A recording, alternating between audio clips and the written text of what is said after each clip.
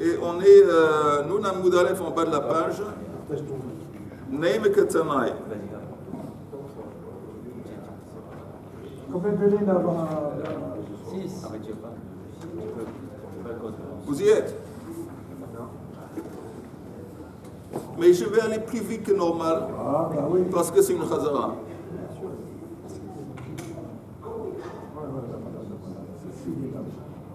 Et il marche ce truc. La caméra, elle marche.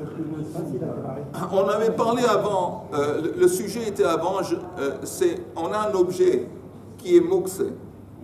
Est-ce que pour le rendre, pour enlever le statut de Mokse, pour le rendre portable, est-ce que c'est suffisant d'une pensée? Ça veut dire une pensée. Par exemple, j'ai une pierre qui est la veille de Shabbat, c'est Mokse. Est-ce que c'est suffisant que je me dise, avant le Shabbat, je vais désigner ces pierres pour je sais pas, pour mettre sur des papiers, pour je sais pas quoi. Et alors là, c'est suffisant la pensée pour enlever le statut de Mokse, ou est-ce que ça doit être accompagné par un acte? C'est pas suffisant la pensée, on a besoin d'un acte. Ça, c'est la question. Alors, on dit que, disons que cette marloque qu'on a vue avant, elle est liée à une marloque et une dispute antécédente parmi les Tanaïm. Neime Ketanai, vous y êtes? Neime Ketanai. Bechol chafin et akelim, chutz miklei kesef begartakon. On peut nettoyer tous les kelim d'argent, ou même n'importe quel clé. On peut nettoyer n'importe quel clé, à part des ustensiles d'argent, avec un truc qui s'appelle gartakon. Gartakon, c'est une espèce de sable, une espèce de... Les pots de vin au fond des tonneaux. Ok, bien fait. C'est des tritures en bas d'un tonneau, mais c'est assez rude. Donc on passe ça à la surface. Ça ne va pas seulement nettoyer, ça va aussi lisser. C'est quoi lisser? Que s'il y a des petites bosses, des tout petites bosses, aspérité, ça va les enlever. Et ça, le Shabbat, c'est interdit. Ça, c'est interdit. Donc, c'est pour ça qu'on te dit, vous pouvez nettoyer n'importe quel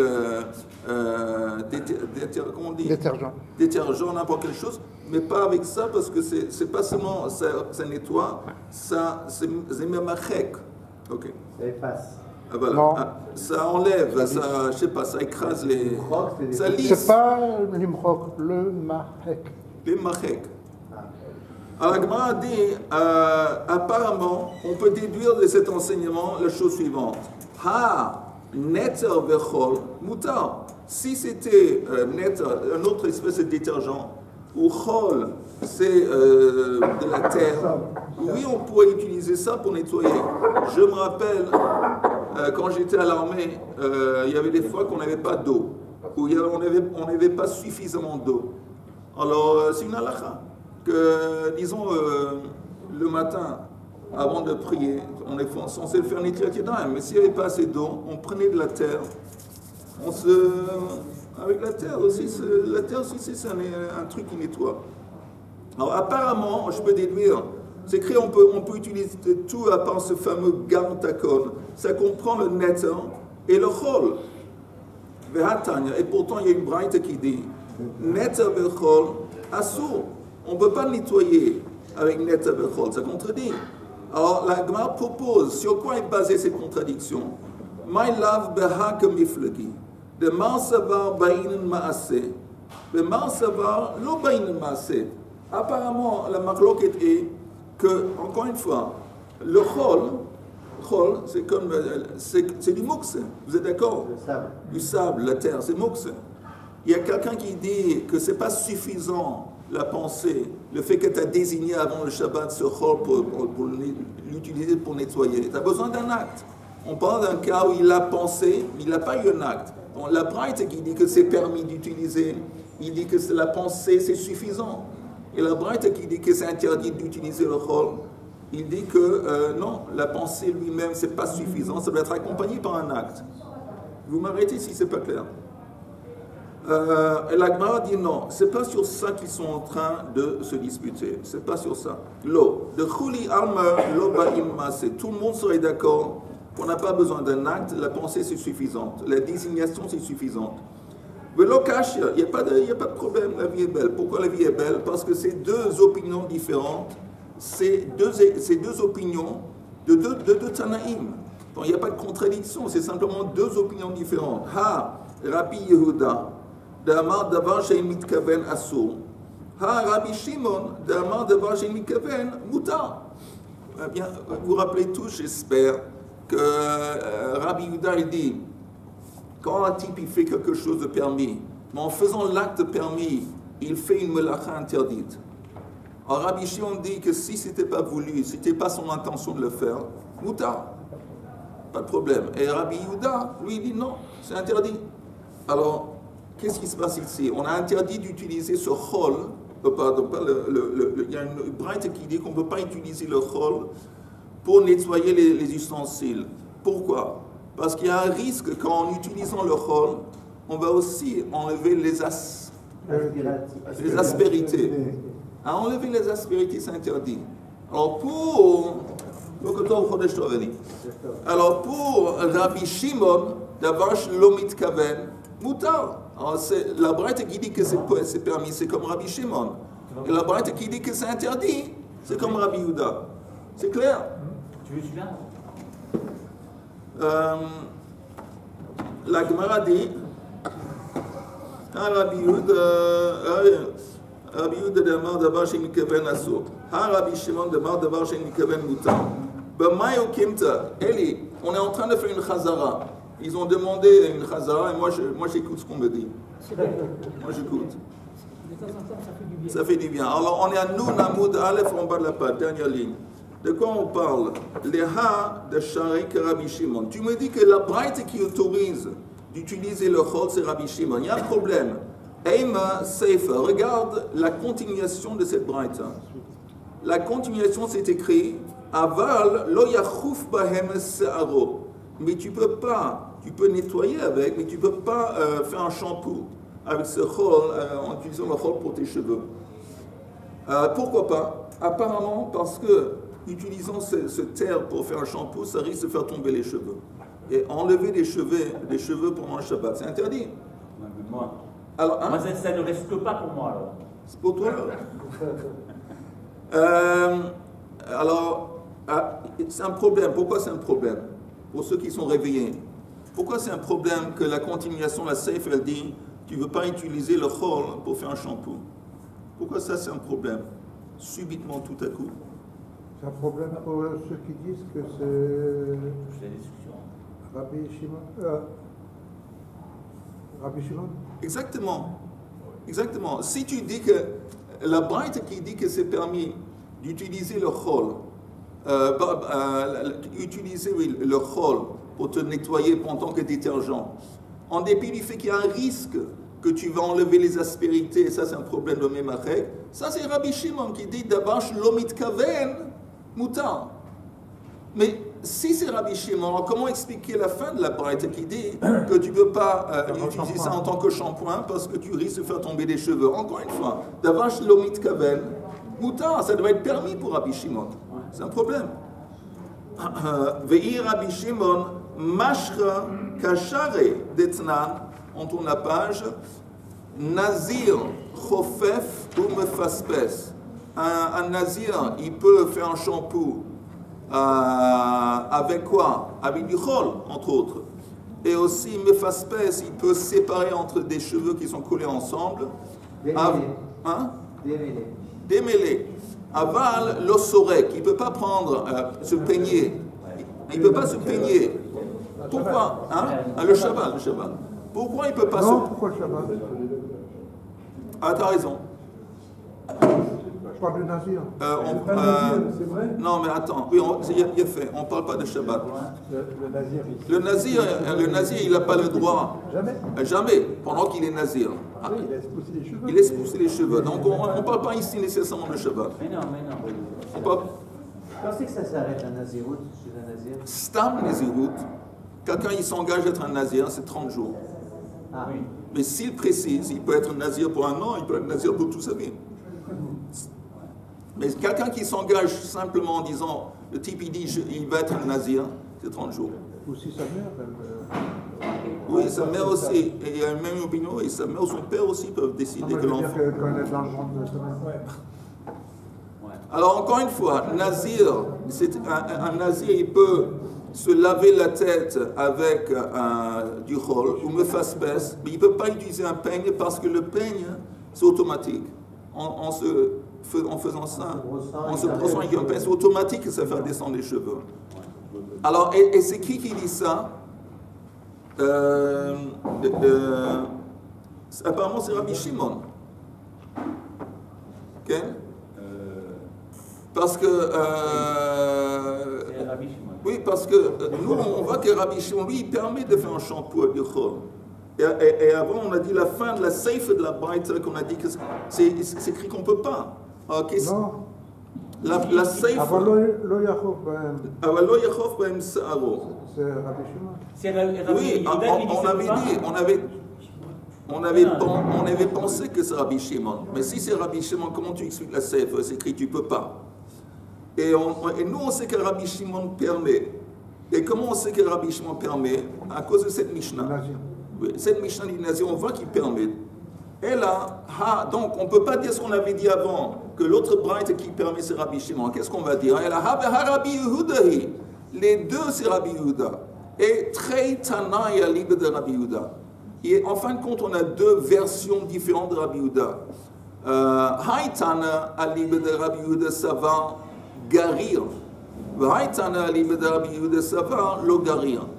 Apparemment, c'est une marloquette sur la nature de la terre. La nature de la terre, quand tu laves, quand tu nettoies un ustensile en utilisant la terre, est-ce que ça nettoie simplement sur la surface ou est-ce que ça va aussi enlever les aspérités? Et c'est une marloquette en fin de compte sur la Metsiout. Est-ce que ce genre de choses va faire ça? Il y a une opinion qui dit que ça ne va pas, l'autre opinion qui dit que ça va. C'est tout. Mais les deux, c'est Rabbi Yehuda. Ok, on continue. B'mai okimta, comment tu as établi cette braïta? Tu as décidé que c'est comme Rabbi Yehuda, que Rabbi Yehuda. Eima Seif, encore une fois, regarde la fin de la braïta. Aval panav, yadav, veraglav, mutar. Tu peux te laver le visage, les mains et les jambes, les pieds, avec ce chol. Tu peux. Et un problème, pourquoi il y a un problème? Parce que, surtout à l'époque, le visage, il y avait de la barbe. Il y avait une moustache et barbe. Les gens, normalement, ils poussaient des barbes. Et si tu vas te nettoyer le visage avec, entre autres, du chol, ça risque de faire tomber encore une fois des cheveux. Et pour Rabbi Yehuda, c'est interdit. Alors, comment on explique ça?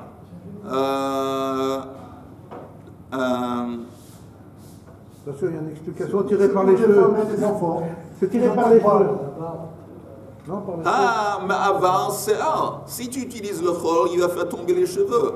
Alors là, on propose de faire un scénario. Quand on dit que tu peux utiliser un chol pour te laver le visage, les mains et les pieds, on parle de qui? Ibaitem bekatan, on parle d'un petit.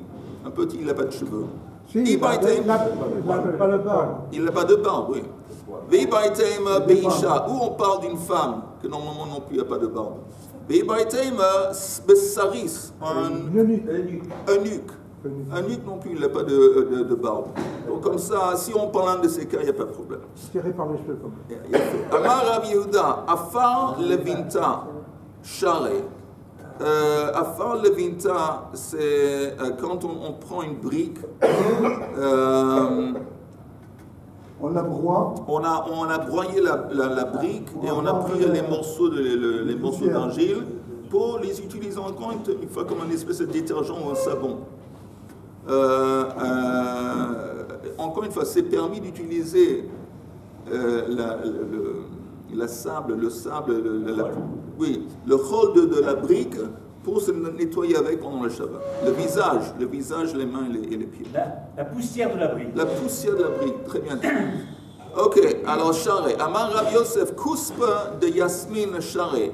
Les détritus de Shumshumin, de la semence, aussi c'est permis. Amar Rav Afar Pilpele. Sésame, je m'excuse. Sésame, ouais, non, pardon. Amarav Afar Pilpele, la poussière du poivre, aussi c'est permis, charret. Amar Rav Sheishet, Barda, Shara, on peut utiliser aussi le Barda. Maï Barda, c'est quoi Barda? Amar Rav Yosef, Tilta Ahala, Tilta Asa, Tilta Sigle. C'est un liquide qui consiste un tiers d'alcool, Ahala, un tiers de myrte, un tiers de violette. Amar Rav Nechem Bar Yosef, Kol Heiche de Leke, Ruba Ahala, Shapir Dame. Tant que la majorité de ce liquide, ce n'est pas de l'alcool, c'est permis. L'alcool, en particulier, c'est puissant, ça fait tomber les cheveux. Tant que c'est moins qu'une moitié, ça passe. Ok, un nouveau truc. Ba'a mine me Rabbi Sheishet. On a demandé à Rav Sheishet la question suivante. Mao liftoa zeitim be Shabbat. Est-ce qu'on a le droit, le Shabbat, d'écraser des olives? Et on avait appris quelque chose de très intéressant hier de la part de René, que écraser des olives, c'est courant et ça rend les olives beaucoup plus goûteuses. Ça enlève l'amertume de l'olive. Alors, est-ce qu'on peut faire ça le Shabbat? Oui, mais Rav, parce hier on était mal parti parce qu'on croyait que c'était pour manger.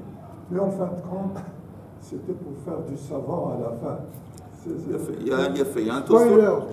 y a un Tosfot qui dit qu'on peut en fin de compte d'utiliser ça pour se laver avec. Quoi que ce soit, est-ce qu'on peut faire ça le Shabbat?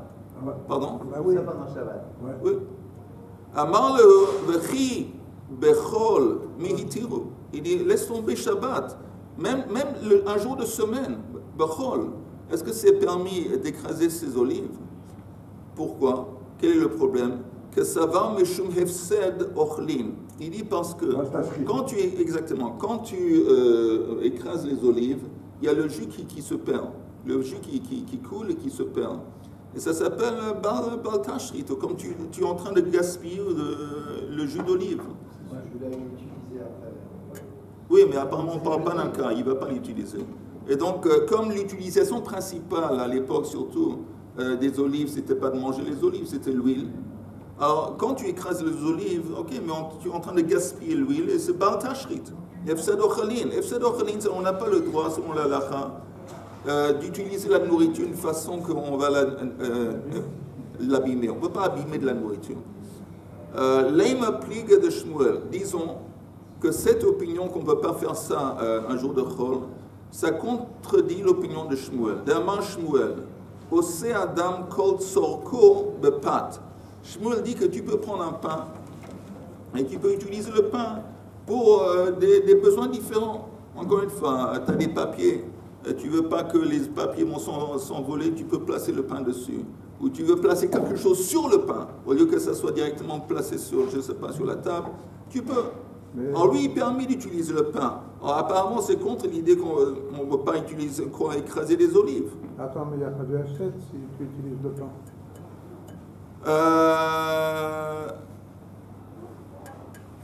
En fait, le pain il est utilisé, mais il l'a jeté, alors que là, le jus, il est jeté. L'efsad ochalim, c'est dédommager la nourriture. Endommager la nourriture. Si à force de poser des choses qui sont peut-être lourdes, une casserole sur le pain, tu veux l'aplatir ce pain, elle va être en quelque sorte endommagée. Je sais pas. Aussi, Amré, la Gemara dit, tu ne peux pas comparer. Pat, à cause de ce que tu as dit, Yehuda, Pat lo meissa, hane meissé. La différence, c'est que le pain, même quand tu l'utilises, il ne va pas s'abîmer. Tandis que le jus de l'olive qui coule, qui sort, il s'abîme. Il coule par terre, il va s'abîmer, il va se perdre. C'est différent. Ameima ve Marzoutra ve Rav Ashi. Ces trois chachamim étaient de passage, Havu Yakve, ils se sont assis quelque part. Aitu le Kamayu Barda, on leur a apporté ce fameux liquide Barda, ce détergent dans lequel il y a aussi de l'alcool. Ameima ve Rav Ashi Mashu, eux, ils ont utilisé, ils se sont lavé les mains et le visage avec ce Barda. Marzoutre, tandis que Marzoutre, non, l'Omasha.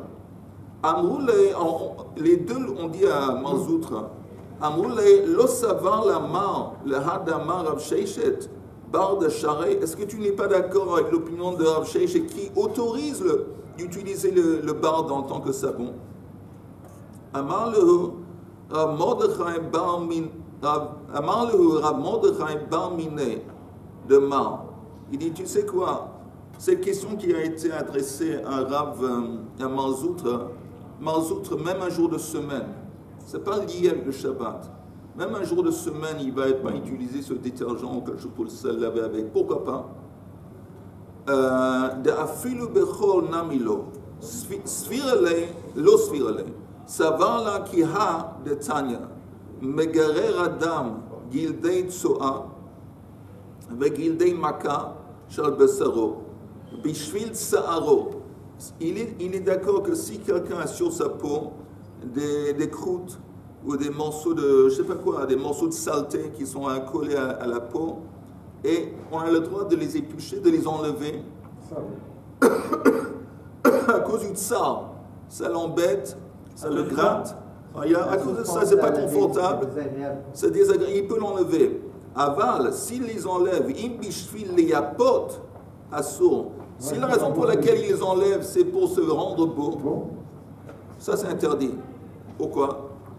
Parce que c'est, vous savez, c'est lié à cette idée qu'on ne peut pas mettre klei nashim, on ne peut pas mettre des habits qui appartiennent aux femmes. Parce qu'on ne peut pas faire des choses, on avait parlé de ça hier. Quelqu'un qui a par exemple des cheveux blancs, à ce moment-là, c'est problématique. On ne peut pas se noircir les cheveux. Parce que ça, c'est le genre de choses, une coutume de femme. Et les hommes, ils ne font pas. Nous, on s'en fout qu'on a des cheveux blancs. Au contraire, ça fait très distingué. Alors, de toute façon, la halakha dit qu'on ne peut pas faire ça. Alors, ça, ce serait la même idée. Si tu t'enlèves les saletés qui sont attachées à la peau, c'est comme un comportement de femme, c'est interdit.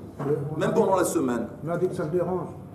Alors non, s'il enlève parce que ça le dérange à cause du tsar, empêche le tsar, c'est permis. Mais si la raison pour laquelle il enlève, c'est pour se rendre beau, c'est interdit. Les deux autres qui l'ont fait, pourquoi eux, ils se sont permis de faire ça? Pourquoi eux, même un jour de semaine, ils se permettent? Et c'est pas pour le tsar.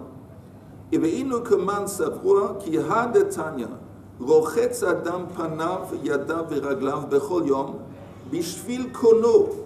Une personne doit se laver chaque jour le visage, les mains et les pieds pour son créateur. Mishum sheneemar kol pa'al Hashem le ma'anehu.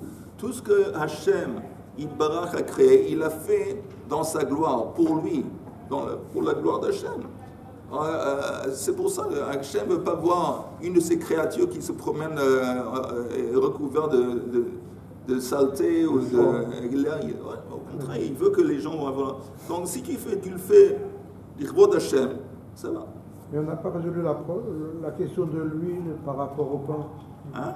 On n'a pas résolu le problème de l'huile.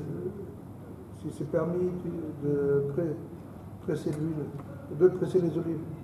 Non, c'est une machloket apparemment. La halakha dit quoi là-dessus? Quelle est la halakha vis-à-vis de se laver? Non, de l'huile. Ah, vis-à-vis de l'huile. Si on peut écraser des olives pendant la journée, pas de problème. Maintenant... Le problème du lavage, c'est une attitude très récente. Avant, on ne se lavait pas. On enlevait les saletés, qui gênaient évidemment.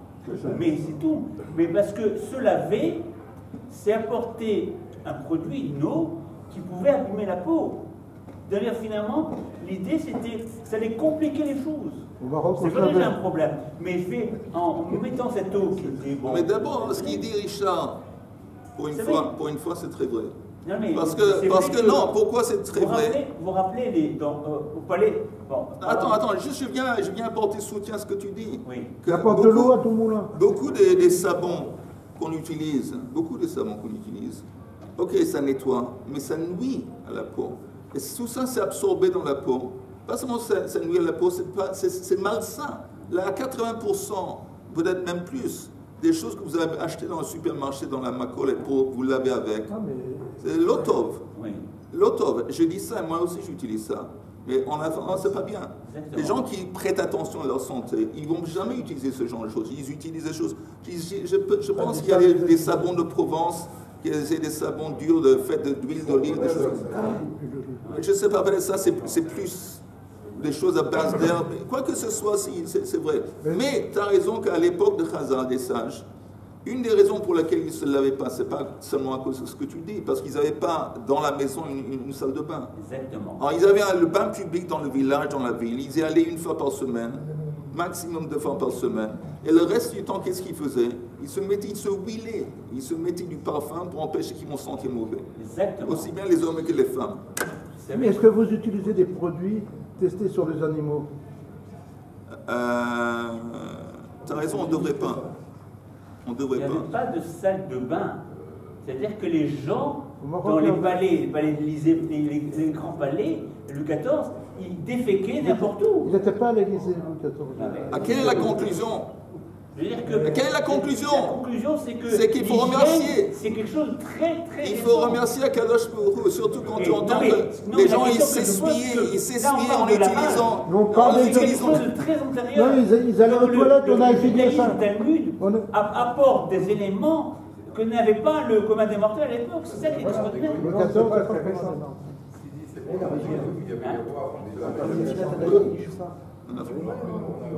Il en parle. Mais c'est intéressant. Répète-moi ton nom. Shmuel. Ce que Shmuel il raconte, c'est qu'on voit que parmi les Juifs, il y a une obligation vis-à-vis de Akadosh Baruch Hu. Les Arabes. Je ne sais pas les Arabes, mais de se nettoyer, de ne pas être ça. Ça, un goy, il n'a pas ça en tête, et donc c'est différent. Même un roi. C'est pas seulement Louis XIV, même les pays où il y a encore des rois, c'est pareil. C'était déjà bon pour nous. C'est pour ça, entre autres. Charles III, c'est pareil, comme Louis XIV. Oui, entre autres, pendant la période de la peste, il y avait des maladies terribles au Moyen Âge. Oui. Mais les Juifs, ils étaient épargnés la plupart du temps. C'est pour ça qu'on les accusait. Exactement. Et une des raisons qu'ils étaient épargnés, parce qu'on avait des lois d'hygiène, Netilat Yadayim et compagnie, qui étaient plus développées que les Goïms. C'est pareil avec le Covid. C'est pour ça que je reste juif. Oh, je suis content de ça. Valait la peine de venir aujourd'hui juste pour entendre cette bonne nouvelle. Ok. On continue. Rabbi Elazar ben Azai Omer, Kupa Matal Sida ben Otel, Shem Yitor Bechoule. On avait dit que s'il y avait une marmite ou une casserole, qu'on a fait hatmana, on a recouvert la casserole avec des morceaux de laine, même si les morceaux de laine qui recouvrent la casserole avant le Shabbat, ils sont mouxés, on a néanmoins la possibilité de... Qu'est-ce qu'on fait? Comment on peut accéder au contenu de la casserole? C'est recouvert par du mouxe, on prend le couvercle, on penche le couvercle et ce qui est en haut tombe et voilà. Alors on va voir. Amar Rabbi Abba, Amar Rabbi Chia Bar Ashi. Amar, qu'est-ce qu'il faut dire ici? Non, voilà. Hakol modim sheim nitkalkala hakoma she'asur lachazir. Tout le monde est d'accord que si vous avez encore une fois cette couverture de morceaux des morceaux d'étoffe ou de laine qui sont moxés, vous avez enlevé la casserole. Maintenant, pendant le Shabbat, si le trou, le creux dans lequel la casserole était placée, il y a encore une fois, quand tu as enlevé la casserole, il y a des morceaux autour qui sont tombés dans le creux, c'est foutu. Tu ne peux pas remettre la casserole parce que tu ne peux pas enlever les morceaux de laine parce que c'est moxé. Tout le monde est d'accord quand on s'écrit chez Asur la Chazir.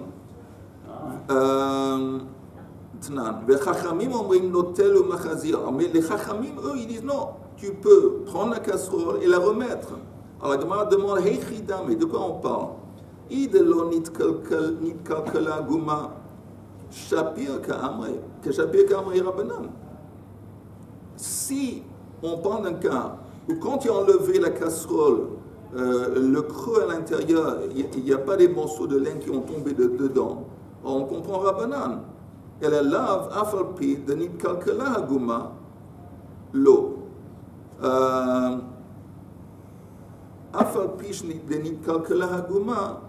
Apparemment, il permettrait même, si, parce que ce n'est pas écrit dans le texte, quand ils disent Chachamim, tu peux remettre, ce n'est pas écrit et si le creux s'est rempli avec des morceaux de laine ou pas. Alors, apparemment, ça laisserait entendre peut-être qu'il permet de remettre la marmite à sa place, même si le creux a été rempli. אף על פי שנתקלקלה עגומה, l'agma dit לא. לעולם דלא נתקלקלה. Le creux ne s'est pas abîmé avec des morceaux qui sont tombés dedans quand on a enlevé la casserole. La marloquette, c'est sur le doute. Marsava chosheshin, shemanit kalkala haguma, marsava ein chosheshin. C'est comme ça. La marloquette dans la Mishnah, si tu peux remettre la marmite à sa place, c'est basé, est-ce qu'on a peur qu'en faisant sortir la marmite, il y a peut-être ce qui est entouré, qui est tombé dans le creux. On a peur de cette éventualité, donc on t'interdit de remettre la marmite à sa place. Parce que si tu remets la marmite et tu vois un moment d'inadvertance, tu enlèves ce qui est dans le creux, tu as touché Moksa. La marmite et le couvercle. Oui, tu enlèves l'encens, c'est compliqué la vie, tu enlèves la marmite. Et celui qui dit que tu as le droit de remettre la marmite à sa place, on n'a pas peur qu'il y a des morceaux qui sont tombés dedans, et voilà. Amar Rav Huna. Hai salikusta. C'est quoi salikusta? Salikusta, c'est une plante. Et regardez le Rashi. Salikusta. Vous voyez? Esef, shehuna ele mare velariach. C'est une plante qui a l'air belle et puis aussi ça sent bon. Umemalin kadafar lach vetochavin oto letocho venotno lifnei sarim. On avait l'habitude de planter, de mettre ces morceaux de plantes dans un pot avec de la terre. Et puis après, de temps en temps, on enlevait la plante, on donnait ça aux gens pour sentir. Et puis on remettait la plante à sa place.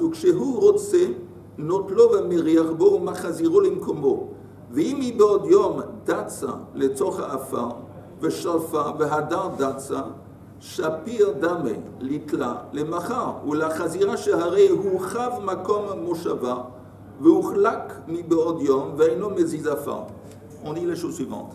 Si cette plante, on l'a auparavant, on a eu déjà à plusieurs occasions, on a fait sortir la plante de la terre, après on l'a remis, on l'a fait sortir, ça veut dire que déjà en faisant la plante sortir, en la remettant à sa place, on a créé un creux de façon qu'on ne va pas bouger la terre.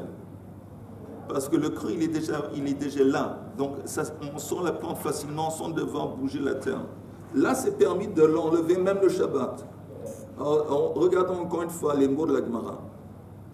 Hai salikus de datsa. Datsa, ça veut dire introduire dans la terre. Shalfa, c'est le faire sortir. Vehadar, c'est le remettre à sa place. Sharia, c'est permis de le faire sortir le Shabbat. Mais si c'est une plante qu'on n'a pas auparavant fait sortir de la terre et remis en place, tu ne peux pas, parce que quand tu vas remettre, c'est comme la marmite avec les morceaux de laine et d'étoffe. Quand tu vas remettre, tu risques de voir encore une fois des morceaux de laine à l'intérieur du creux et tu vas les boucher pour nettoyer le creux, et là c'est interdit. La même chose avec la terre. Si tu as un couteau qui a été enfoncé parmi les briques du mur, quelquefois, je ne sais pas pourquoi, il n'y avait pas où placer le couteau, on enfonçait le couteau parmi les briques. Alors, la même idée, Datsa, Shalfa, Vehadar, Datsa, Share, Vilav, Asir. Si le couteau auparavant a déjà été extrait, remis en place, extrait, remis en place, il n'y a pas de problème. Mais sinon, c'est interdit. Pourquoi c'est interdit? Parce qu'on a peur, encore une fois, que tu vas, en enlevant le couteau, ou en le mettant, tu vas enlever des morceaux de la brique, et ça c'est interdit. Marzoutre veitem ravashiama begudrita de kane. Shapir dame, c'est la même idée. Ici, on a un tas de roseaux. Un tas de roseaux, et puis on a un couteau qui a été enfoncé dans le tas. On a le droit de remettre toute chose, à condition, encore une fois, si auparavant, on l'a déjà fait à plusieurs reprises, alors on sait qu'il y a un creux qui a été créé, il n'y a pas de problème qu'en faisant sortir le couteau des roseaux, il y a un risque que tu vas éplucher un morceau du roseau. Tu vas enlever un petit peu l'extérieur d'un roseau, ça c'est interdit. Mais à force de l'avoir fait à plusieurs reprises la veille, il n'y a pas de problème. אמר לרב מרדכי לרב מטיב רב קטינה, תיופתא. Plusieurs reprises, j'ai pris des morceaux de roseau. Tu as un couteau qui a été enfoncé dans un tas de roseaux. Je ne sais pas exactement quel est le scénario. Non, c'est pour qu'on ne se blesse pas. C'est comme maintenant, il y a des trucs en bois dans lesquels il y a des couteaux. C'est pour qu'ils ne traînent pas les couteaux, Oui. que les gens rangés, oui. Alors, bon, le mot. Et alors, on te dit que si ce couteau, auparavant, avant le Shabbat, il a été extrait de ce tas de roseaux et remis à sa place une ou deux fois, il n'y a pas de problème de l'enlever le Shabbat et de le remettre à sa place. Parce qu'il n'est pas, comme on dit, takua. Qu'est-ce qu'on dit takua? Il n'est pas bloqué. Et ça veut dire que s'il était bloqué et tu voulais extraire le couteau, en le faisant sortir du risque d'éplucher un petit peu le roseau, d'enlever un petit peu du roseau, ça c'est interdit. Mais comme déjà tu l'as déjà remis à sa place, enlevé, remis, il y a déjà un creux, il y a un trou, et donc il n'y a pas de problème. Tout ça c'est lié à l'idée de la marmite et les trucs. Mais pour Rabbi Shimon, ça devrait... Pour Rabbi Shimon, il n'y a pas de problème. Chapitre d'Amé. Amar les Rav Mordechai encore un petit peu, les Rav Metiv, Rav Katina, Tufta. Atomen, on a un problème. C'est quoi le problème? Il y a une Mishnah, une braïta qui dit Atomen lefet vetslonot tachat agefen. Quelqu'un qui veut planter, c'est quoi lefet en français? Une navet ou des radis en dessous de vigne, en dessous de la vigne. Maintenant, ça c'est un problème de climb. C'est un problème de kilaim à kerem. On ne peut pas mélanger des plantes avec des espèces de plantes avec des vignes. C'est quoi les mélanger? Les planter ensemble.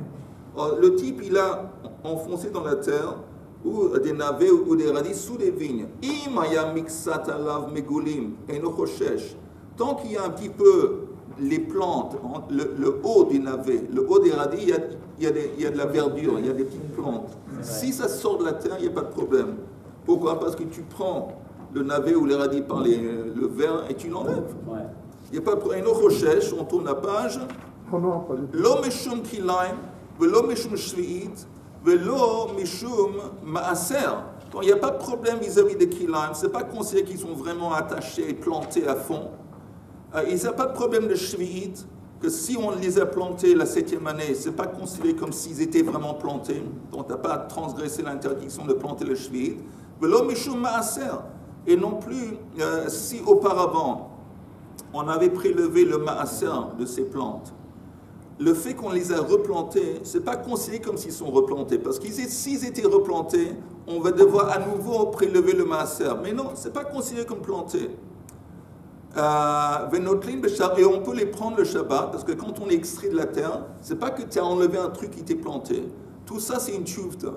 Pourquoi c'est une tchoufta? Ce qu'on a vu auparavant. Parce qu'on voit que, regardez le Rashi.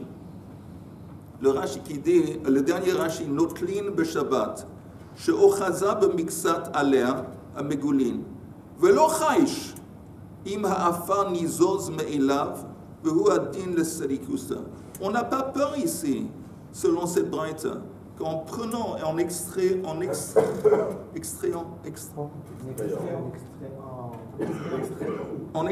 on n'a pas peur qu'en extrayant la plante, on va bouger la terre. Alors ça, c'est un problème, parce que c'est un enseignement qui a été enseigné par un Tana.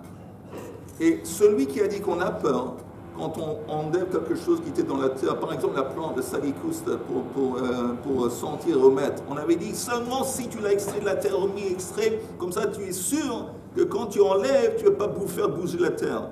Ici, qui a dit ça? Un Amora. Un Amora. Mais on voit une braïta qui a plus d'autorité, qui dit qu'on n'a pas de problème. Et c'est pour ça que c'est écrit Tufta. Tufta, c'est une façon de dire KO. Il a mis le Amora. Quel Amora? Il a mis KO avec cette braïta. Et c'est triste de finir sur ce chose, mais on va finir sur on KO. va ouvrir la Mishnah comme ça, on ne finira pas sur... Sur KO? Pourquoi pas? Moi, je suis prêt à finir. Non, vous avez dit c'est triste. Moi, je pas triste à Rosh Chodesh. Messieurs, Chodesh Tov, Besorot Tovot.